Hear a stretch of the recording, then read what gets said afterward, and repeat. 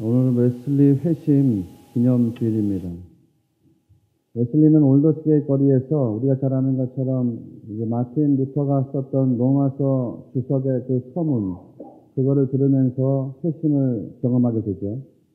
로마서 주석서의 서문을 들으면서 이상하게 마음이 뜨거워지는 것을 경험했다 그랬습니다. 모라비안이었던 피터 벨러를 만나가지고 그가 고민을 상담했던 것이 내 안에 믿음이 없습니다라는 고민이었거든요. 그때 그의 신부는 성공의 사제였는데도 불구하고 믿음이 없었다. 그러니까 피터 벨러가 그에게 당신 안에 믿음이 생길 때까지 믿음에 관해서 설교하라 그럽니다. 그래서 믿음을 주제로 약 한 2달 이상을 계속 설교를 하게 되죠. 그러다가 1738년 5월 24일에 올더스게이트 거리에서 새로운 은혜를 경험하게 됩니다. 이상하게 마음이 뜨거워지는 것을 경험하고 또 어떤 새로운 능력에 압도당하는 그런 경험을 하게 됩니다. 이전까지 자기가 가지고 있었던 어떤 회의적인 감정들, 이런 게 싹 사라지게 되죠. 그 시간에 예수 그리스도를 진실로 신뢰하게 되었고 그리스도를 통해서만 또 구원을 얻을 수 있다는 사실을 확신하게 됩니다. 그때 이 웨슬리가 들었던 루터의 로마서 주석 서문이 이런 내용입니다. 제가 읽어드리겠습니다. 믿음은 우리 안에 계신 하나님의 역사이다. 하나님의 역사는 우리를 변화시키고 우리를 하나님에게서 새롭게 탄생시킨다. 옛 아담을 죽게 하고 우리를 마음과 성품과 정신 그리고 모든 힘으로부터 전혀 다른 인간으로 변화시킴과 동시에 성령으로 힘입혀 주신다. 믿음은 생동적이며 활동적이며 강력한 것이다. 그러므로 끊임없이 선한 일을 행하지 않을 수 없게 된다. 선한 일을 할 것인가 아니할 것인가를 묻는 것이 아니라 오히려 그런 것을 묻기 이전에 이미 선한 일을 행하고 있으며 또한 언제나 행하게 된다 그랬어요. 하나님의 역사가 우리를 변화시키는데요. 루터가 주석한 것처럼 모든 힘으로부터 우리를 전혀 다른 인간으로 변화시키고 동시에 성령으로 힘입혀 주신다는 거죠.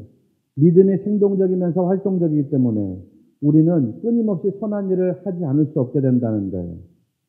그날 밤에 웨슬리는 자기의 일기에 이렇게 적어 놓았습니다. 그리스도께서 나의 죄를, 나 같은 사람의 죄까지도 치워버리셨고 그리고 나는 죄와 사망의 법 아래서 구원을 얻었다는 확신을 가지게 되었다라는 거예요. 오늘 우리 모든 분들이 그리스도 안에서 구원의 확신을 다 가지고 계신 줄로 믿습니다. 그렇게 구원받은 사람이 그 다음에 어떤 인생을 추구하게 될까? 그것을 성경 말씀에 이렇게 기록하고 있습니다. 그러므로 모든 악독과 모든 기만과 외식과 시기와 모든 비방하는 말을 버리고 갓난아기들 같이 순전하고 신령한 젖을 사모하라. 이는 그로 말미암아 너희로 구원에 이르도록 자라게 하려 함이라 그래요. 구원받은 사람이 어떻게 사라지게 되냐면 악을 끊게 된다는 거죠. 신령한 것을 사모하게 된다는 겁니다. 하나님 앞에서 열렬해지려고 애쓰는 것보다 더 중요하게 하나님 앞에서 진실해지려고 애쓴다는 거예요. 일체의 육체적인 욕구보다 하나님 말씀에 다가서기 위해서 힘을 쓰게 된다는 거죠. 베드로전서 1장 24절과 25절 말씀은 이렇게 증거하고 있습니다.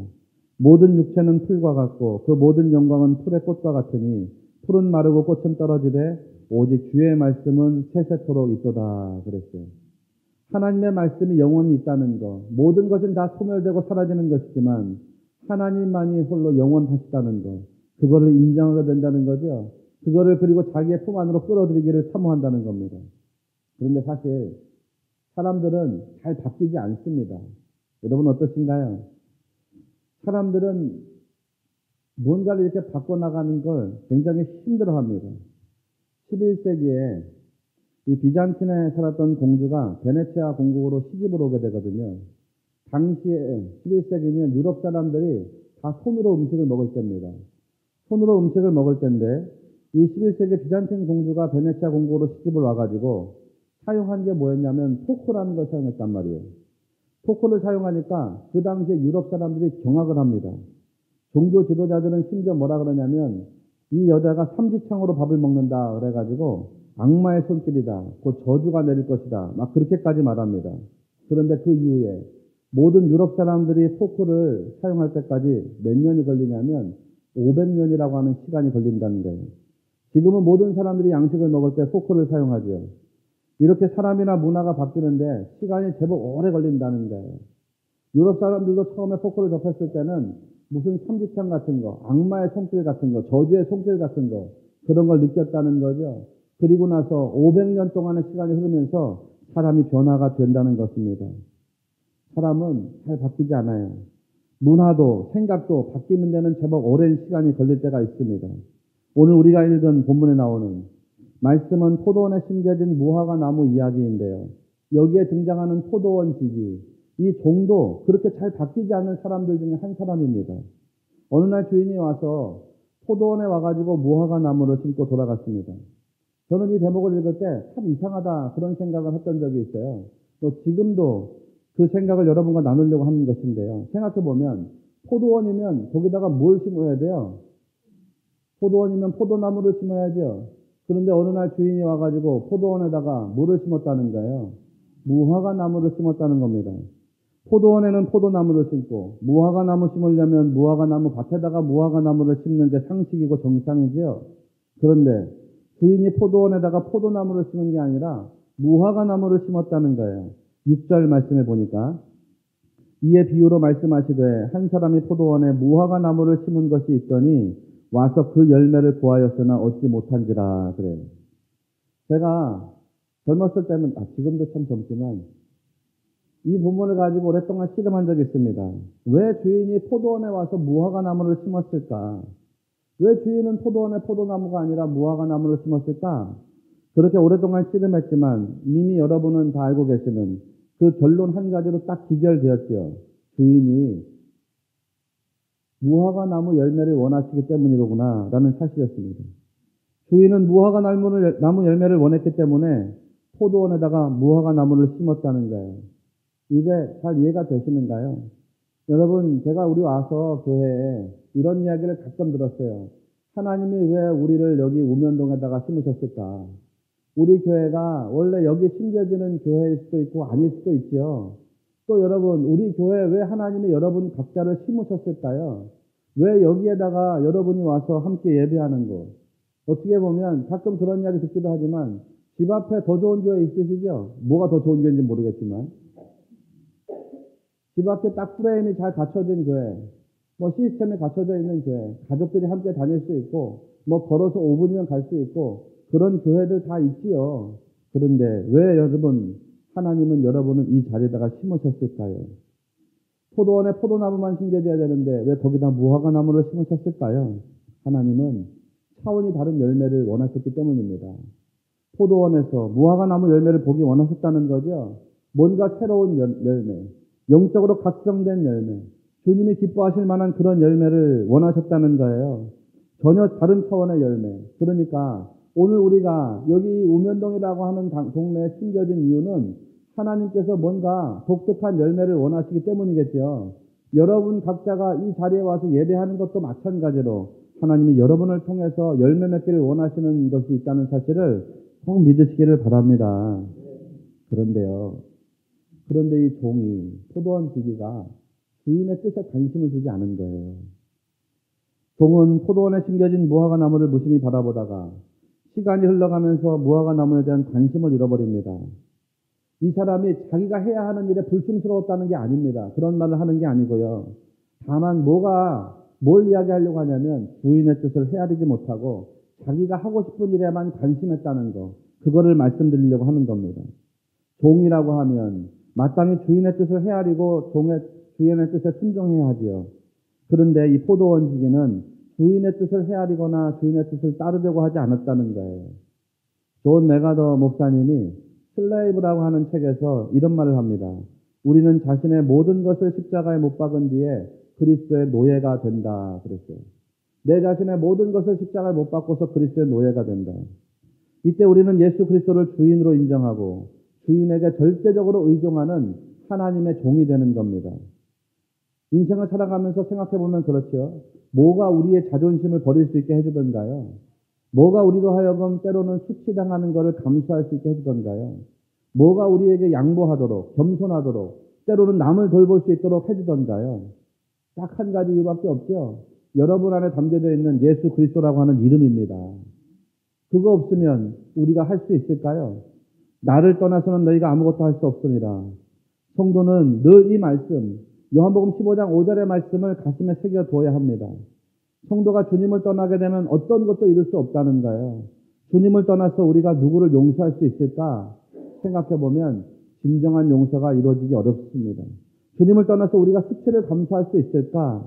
주님을 떠나서 우리가 자존심을 버릴 수 있을까? 주님을 떠나서 우리가 생명을 버리고 재물을 버릴 수가 있을까? 그거 쉽지 않을 겁니다. 그런데 주님과 함께 있으면 그게 된다는 거예요.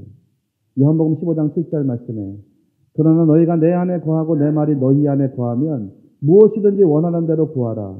그리하면 이루리라. 예수님 안에 있으니까 그게 되는 거예요. 여러분 그렇죠?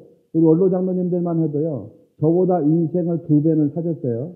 그런데 여러분들이 생각해 보시면 기본적인 상식이지만 장로님들이 저한테 고개를 숙인다. 이게 세상에 나가면 있을 수 있는 일이에요? 있을 수 있는 일이거든요.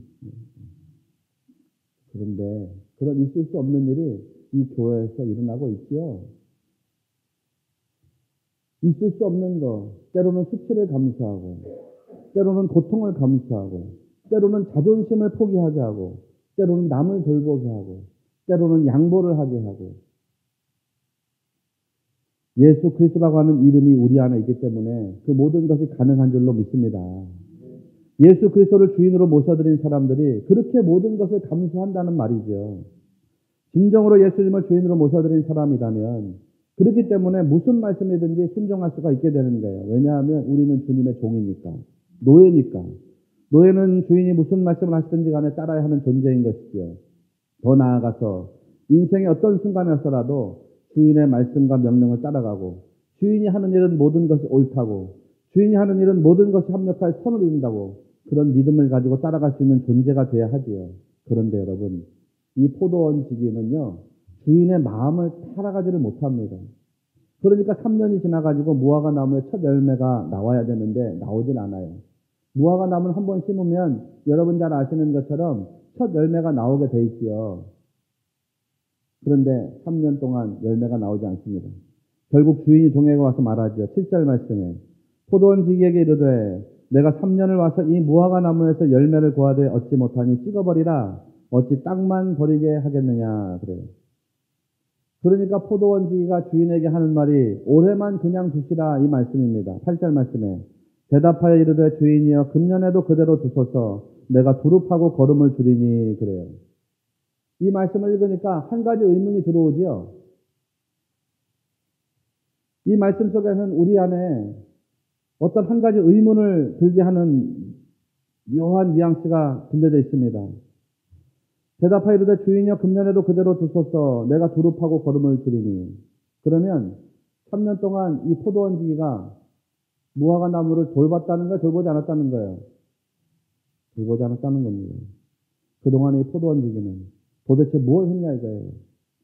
포도원 지기가 3년 동안 무화과 나무를 돌보지 않았다는 거예요. 그 둘레를 두릅하고 거름을 줬어야 되는데 둘레를 돌보지 않고요. 또 거름을 주지도 않았다는 거죠. 이 사람이 불성실했다 그런 말씀을 드리는 게 아니라고 말씀드렸습니다. 이 사람이 뭘 했냐? 자기가 하고 싶은 일 그리고 자기가 해야 할 일 그것만 했다는 거죠. 주인이 원하는 뜻대로 살지 못하고 자기 뜻대로 살았다 이 말씀을 드리는 겁니다. 우리도 이럴 수가 있다는 거예요. 세상에서 먹고 사는 거, 부와 스펙을 쌓으면서 자기 일을 열심히 하는 거, 그거를 열심히 하는데요. 정작 하나님의 뜻에는 관심을 두고 살아가지 못할 때가 있더라는 거죠. 왜 그럴까요? 포도원 지기는 왜 주인의 뜻을 헤아리지 못했을까요? 때로는 신앙하는 사람들이 왜 주인의 뜻을 헤아리지 못하고 자기 인생을 열심히 살아갈까요? 이유는 딱 한 가지죠. 자기가 살아있기 때문에 그렇습니다. 포도원 지기가 주인의 뜻을 헤아리지 못했던 이유가 뭐냐? 왜 그는 주인의 뜻을 그리고 주인의 목적을 깨닫지 못했을까? 자기가 살아있었기 때문입니다. 자기가 살아있으니까요. 성경을 판단해요. 자기가 살아있으니까 하나님 말씀을 판단합니다. 하나님 말씀은 하나님께서 우리에게 주신 놀라운 선물이죠. 이 말씀을 통해서 하나님이 우리에게 원하시는 것은 말씀을 잘 믿고 따라가라는 거예요. 구원에 이르도록 열심히 말씀을 믿으라는 거죠. 그런데 말씀을 믿으라고 주셨는데 믿으라고 주신 말씀을 판단한다는 거예요. 말씀을 판단하고 말씀을 쪼개고 말씀을 판단하니까 사람도 판단하고 사람도 쪼개고 사람을 판단하고 사람을 쪼개니까 교회도 판단하고 교회도 쪼개고 그렇게 된다는 거죠. 그러니까 은혜가 들어올 수가 없습니다. 하나님의 뜻이나 섭리가 보이지 않게 된다는 거지요. 여러분, 창세기를 보면 하나님께서 아담을 만드시는 원료가 뭔지를 보여줍니다. 우리가 트리니티 성서 연구를 하면서 쭉 공부해온 대목인데요. 창세기 2장 7절 말씀에 이런 기록이 있습니다. 여호와 하나님이 땅의 흙으로 사람을 지으시고 생기를 그 코에 불어넣으시니 사람이 생명이 된지라. 다 아시죠? 여기서 땅의 흙으로 사람을 지으시고 라고 하는 말이 히브리어로 아다마 민 아파르 아담이라는 단어예요. 아다마는 땅이라는 뜻이고요. 아파르는 먼지라는 뜻입니다. 그러니까 하나님께서 땅의 흙으로 그냥 단순한 흙으로 땅에서 사람들을 만드셨다. 그것이 아니라 흙보다 훨씬 작은 먼지, 민 아파르. 흙보다 훨씬 작은 먼지로 인간을 만드셨다는 뜻이죠. 먼지는, 이 아파르는 티끌과 같은 것입니다. 생명이 없는 상태, 자기가 자기를 주장할 수 없는 상태, 바람이 불면 어디로 와서 어디로 가는지도 모르는 그 티끌 같은 상태, 그게 바로 인간의 상태라는 거거든요. 인간이 그런 상태가 되었을 때 무슨 일이 일어나게 되느냐? 하야 네사마 하야 네페시라는 거예요. 하나님의 호흡, 하나님의 생명이 그 안으로 들어가게 된다는 거죠. 하나님의 생명이 누구에게 들어가게 되느냐? 아파르의 상태, 먼지 같은 상태, 티끌 같은 상태, 부서지고 깨져가지고 자기가 자기를 주장할 수 없는 그런 존재 상태에 있는 인간들에게 하나님의 생명이 들어간다는 말씀인 것입니다. 그러니까 여러분, 인간이 하나님 앞에서 어떤 존재로 있어야 되느냐? 부서지고 죽어진 먼지와 같은 티끌과 같은 상태로 있어야 된다는 거예요. 한마디로 말하면 하나님 앞에서 죽은 자처럼 되라는 거죠. 죽은 자가 되어야지 하나님의 생명을 받게 된다는 거예요. 내 생명, 내 생각, 내 노력, 내 의지, 이런 것들이 죽어져야 한다는 거죠. 그러면 하나님을 만나게 된다는 거예요. 성도는 이런 것을 보고 깨달을 수가 있어야 됩니다. 왜 사람들에게 하나님의 뜻과 섭리가 보이지 않을까요? 하나님 앞에 서 있어야 되는 피조물의 존재 상태로 온전히 서 있지 못하기 때문입니다. 하나님 앞에서 먼지처럼 죽어진 자로 서 있어야 되는데 하나님 앞에서 전혀 부서지지 않은 상태, 마치 하나님 앞에 하나님 같은 존재로 서 있는 상태이기 때문에 하나님의 뜻과 섭리가 보이지 않는 거죠. 나는 생각한다, 보러 존재한다. 여러분, 이게 무슨 말입니까? 나는 생각한다, 보러 존재한다. 그러니까 내가 하나님이다. 이런 거 아니던가요? 인간은 자기가 생각한 것에 대해서는 절대적인 확실성을 가집니다. 내 머리에서 쏟아져 나온 생각, 내가 생각해낸 판단이 딱 옳다, 확실하다, 이렇게 믿지요. 사람들은 보통 대부분이 자기 머리에서 나온 생각을 믿고 삽니다. 그러니까 내 생각이 진리다, 내가 진리다, 내가 하나님이다, 뭐 이런 상태로 살아간다는 거예요. 제가 청년들을 섬길 때도 많은 청년들이 가끔 이렇게 물어봅니다. 하나님의 음성을 어떻게 들어야 하는지 목사님 궁금합니다. 제가 자꾸 하나님 음성을 들으라고, 성령의 은혜를 체험하라고 막 그러니까 목사님, 저도 하나님 뜻대로 살고 싶은데요. 하나님 뜻을 모르겠다는 거예요. 하나님 뜻이 뭔지, 어떻게 하면 하나님의 뜻을 알 수 있을까요? 그런데 그런 물음들을 던진 젊은이들하고 조금만 이야기하다 보면요, 이미 그 안에 자기가 원하는 게 딱 들어있어요. 이미 마음속으로 선택하고 싶은 내용들이 다 있습니다. 또 어떤 경우에는 보면 하나님의 뜻을 성경적으로 이야기해주면 싫어하기도 해요. 무조건 따르겠다는 식이 아닙니다. 젊어서는 보면 그래요. 목사님이 하시는 말씀 좀 들어보고 내 마음에 들면 따라가고 안 들면 그냥 안 따라가겠습니다. 이런 식이죠.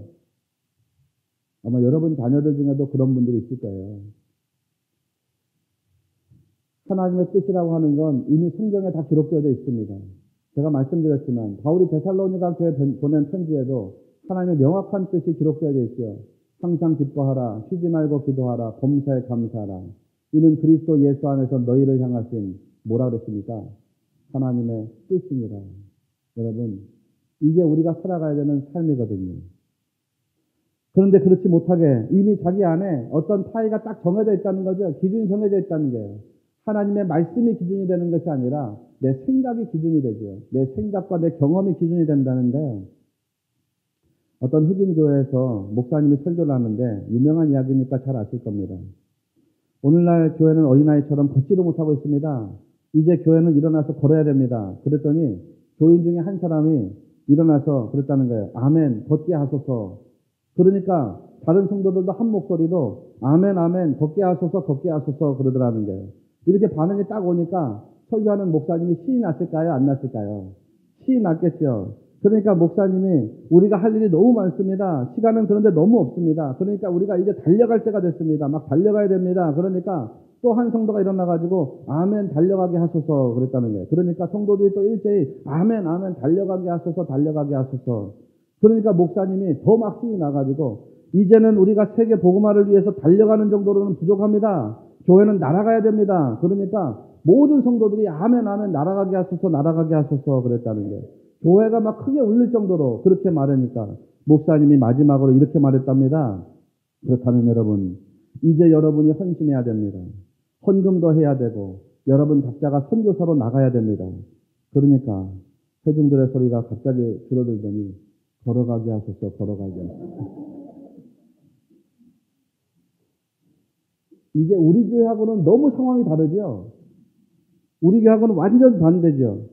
우리는 뭐 제가 말씀드리지 않아도 그냥 여러분이 앞장서갖고 막 다 가시겠다고 막 중고등부 예배 하겠다고 그러니까 예배당 져가지고 애들 보내야 된다고 막 이야기하시고 아니 괜찮다고 저는 똑바로 이야기하는데 막 아니 애들 예배하는데 공간 있어야 되는데 깜짝 놀랐잖아요 제가.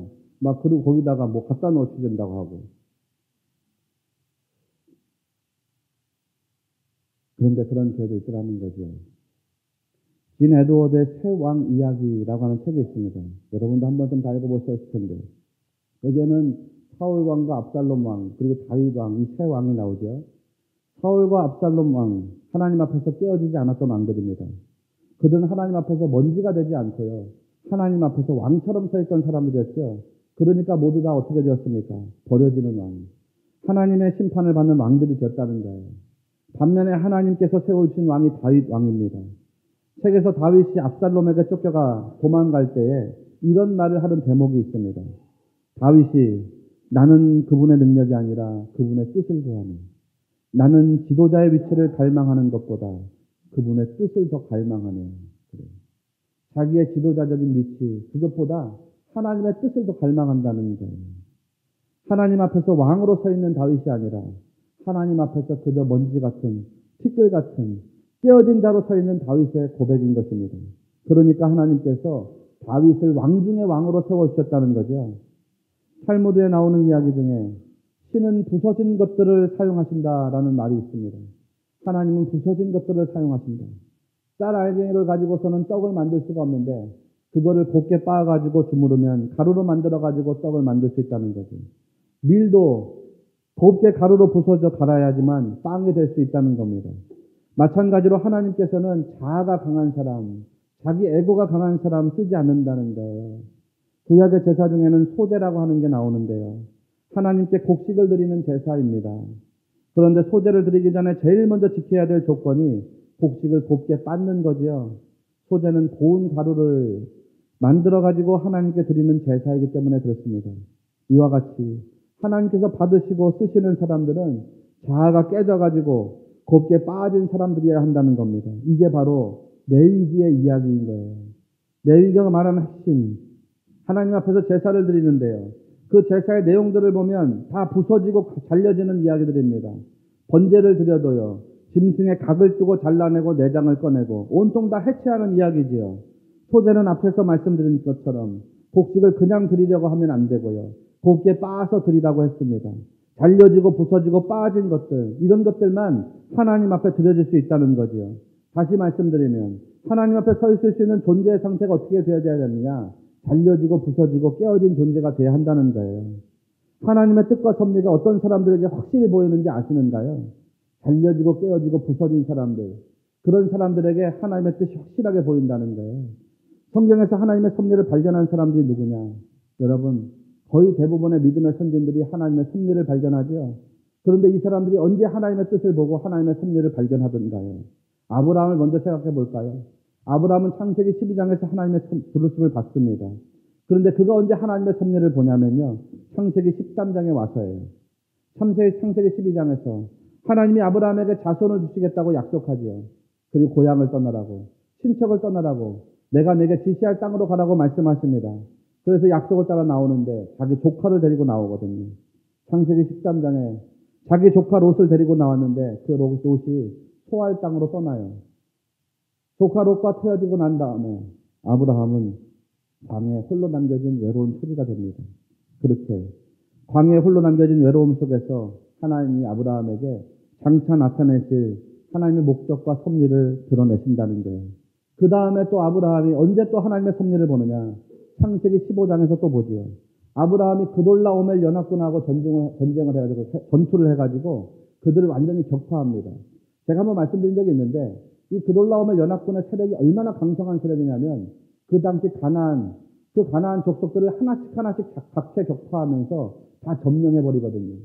그리고 아브라함의 조카 롯도, 그 가나안 땅에 살던 사람들도 포로로 끌려가고, 재물도 다 빼앗겨가지고 몰수당했던 그 시점이었죠. 그때 아브라함이 그돌라오멜 연합군에게 쫓아가서 그들을 격파합니다. 아브라함이 데리고 있었던 300여 명의 가신들, 별것 아닌 군대들. 그리고 아브라함이 돌아오는데 장막으로 돌아오니까 두려운 거예요. 그돌라오멜 연합군이 다시 자기에게 쫓아와서 복수할까 봐. 그렇게 두려움에 떨고 있을 때 하나님이 아브라함과 햇불 언약을 맺어주세요. 그러면서 하나님이 아브라함에게 장차 일어날 미래의 섭리를 다 보여주세요. 아브라함이 평안할 때 하나님의 섭리가 보여진 게 아닙니다.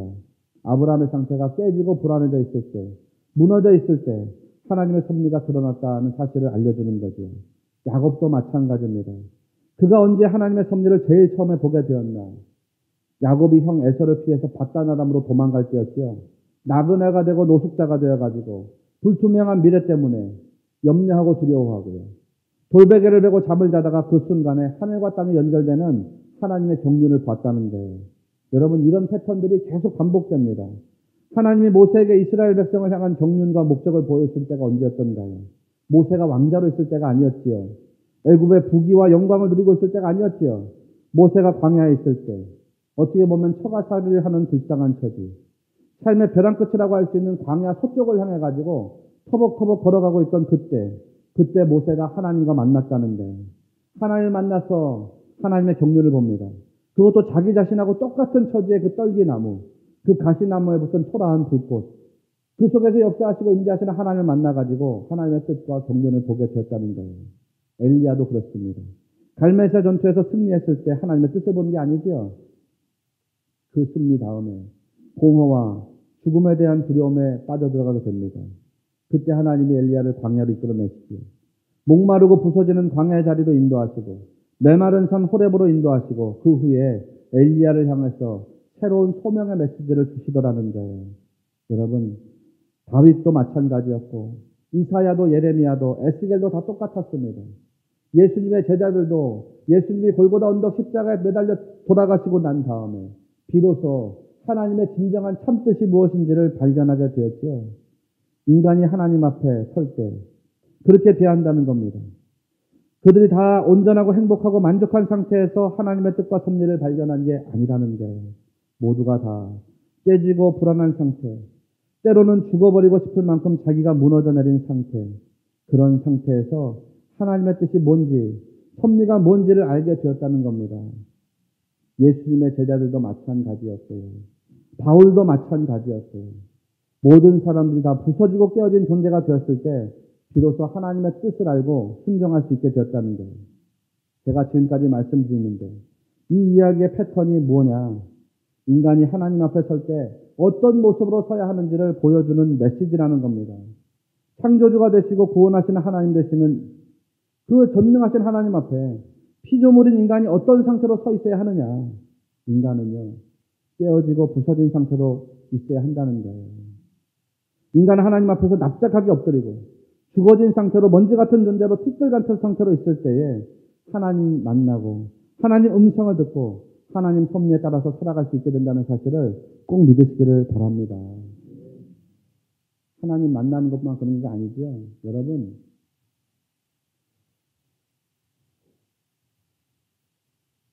혹시 그런 거 보시는지 모르겠어요. 사람들이 뭐 웃기는 프로그램 이런 거 보시는 적 있나요? 보시죠. 웃기는 프로그램, 뭐 개그맨들이 나와서 무슨 예능인들이 나와가지고 사람들을 웃기는 프로그램을 내가 앉아서 딱 보고 있는데 그거 앉아서 보면서 아, 저 사람은 어느 대학을 나왔어. 저 사람은 머리가 나쁜 사람인데 저 사람은 어떻게 자랐고, 저 사람의 부모는 누구고, 저 사람은 무슨 뭐가 잘못된 게 있고, 이렇게 생각하면서 보세요. 그렇게 생각하면서 보면 그게 웃기겠어요? 안 웃기겠어요? 제 말씀은 그거를 판단하면서 보면 그게 웃기겠냐고요. 안 웃기겠죠? 그거를 판단하면 내 자신이 웃겨지겠죠. 드라마를 보면서도 마찬가지입니다. 여러분 그 드라마를 보면서요.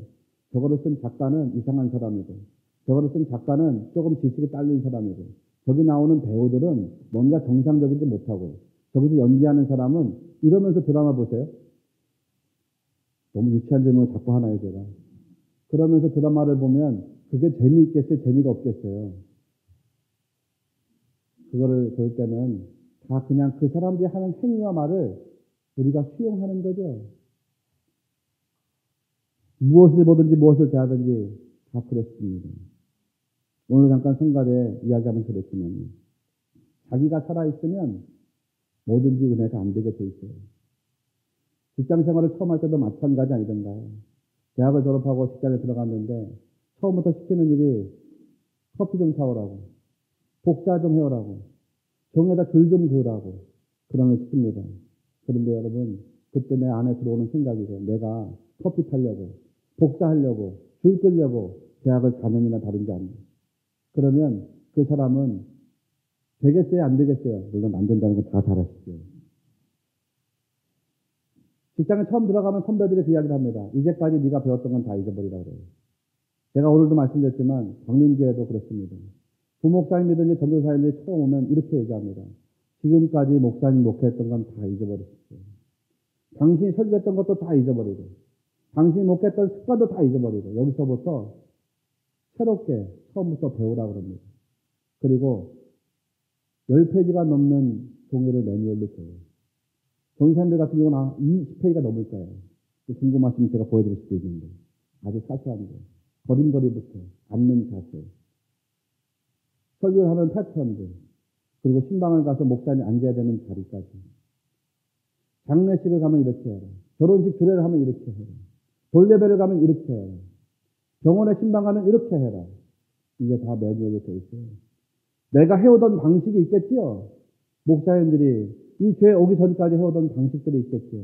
그런데 그거 다 잊어버리라는 거예요.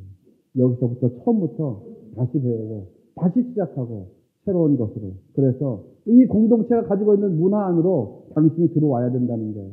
구글에 가면 구글의 문화가 있고요. 저기에 가면 저기의 문화가 있고요. 그런데 내가 살던 문화만을 똑바로 가지고 가서 고집하려고 하면 그 사람은 거기에 가서 적응할 수가 없어요. 하나님 말씀도 마찬가지입니다. 내가 가지고 있는 생각과 내 자아, 내가 가지고 있었던 경험들을 가지고 하나님 말씀과 만나려고 하면 만나지지가 않지요. 하나님 말씀이 내 안에 들어와서 괴로움이 되지 기쁨이 되지 않습니다. 하나님 말씀이 내 안에 들어와서 평화가 돼야 되는데 이것이 다툼이 되고 갈등이 되어져 버린다는 거예요. 하나님을 만나는 인간은 어떤 상태로 만나져야 되느냐. 하나님 앞에서 죽어진 인간. 하나님 앞에서 먼지가 되어서 아파를 티끌 같은 존재가 되어가지고 하나님 무슨 말씀을 하시든지 간에 그 말씀을 따라가겠습니다 라고 고백할 수 있는 신자가 될 때 하나님 진정으로 만나고 주의 성령의 은혜가 우리 안에서 경험된다는 사실을 꼭 믿으시기를 바랍니다. 웨슬리도요. 1738년 5월 24일 회심이 있던 날인데 그날 오후에 세인트 폴 성당에 갑니다. 하나님 앞에 어떻게 서야 하는지 거기 가서 고민하는데 세인트 폴 성당에서 시편 130편의 찬미 소리를 듣습니다. 그 시편 130편의 찬미 소리가 이렇게 시작합니다. 여호와여 내가 깊은 곳에서 주께 부르짖었나이다. 주여 내 소리를 들으시며 나의 부르짖는 소리에 귀를 기울이소서. 자기 내면의 깊은 곳으로부터 주님께 부르짖는다. 그리고 시편 130편 7절 말씀에 이스라엘아 여호와를 바랄지어다. 본래적인 표현은 그거죠. 이스라엘아 오로지 여호와만을 의지하라. 웨슬리는 하나님 앞에서 어떻게 겸비한 존재가 되어야 하는지, 오로지 하나님만을 바라보는 존재가 어떤 존재가 되어야 하는지 그거를 고민했다는 거예요. 그리고 그날 밤에 하나님의 음성을 듣습니다. 결국 우리 성도의 존재 가치가 높아지려면 어떻게 해야 될까? 전적인 포기가 가장 빠른 방법이에요. 무엇보다 기도를 앞세우고 하나님 신뢰하는 것. 호세아 선지자가 야곱의 이야기를 주석으로 달아놨다고 설교한 적이 있죠. 호세아서 12장 말씀입니다. 그리고 야곱의 이야기가 딱 끝나고 난 다음에 호세아가 그 이야기의 교훈을 이렇게 남겨주고 있어요. 호세아 12장 6절 말씀인데요. 그런즉 너희 하나님께로 돌아와서 인애와 정의를 지키며 항상 너희 하나님을 바라할지니라. 하나님이 이스라엘에게 원하시는 게 이거 하나라는 거예요. 오늘날 우리에게 원하시는 것도 딱 이거 하나라는 거예요. 너는 하나님께로 돌아와서 항상 너희 하나님을 바라보라. 이거라는 거예요. 항상 그렇게 하라는 거예요. 때를 따라서 시기를 가려서 그렇게 하라는 게 아니라는 거예요. 어떤 환경이나 상황에서라도 항상 하나님만을 오로지 신뢰하라는 거예요. 그렇게 하나님 신뢰하고 바라보면 문제가 다 해결될 줄로 믿습니다. 때로는 하나님의 도우심이 늦어지는 것처럼 보일지 모르지만 그럼에도 불구하고 하나님은 우리 안에서 역사하실 줄로 믿습니다. 이 믿음을 가지고 여러분이 승리하시기를 주의 이름으로 축원드립니다.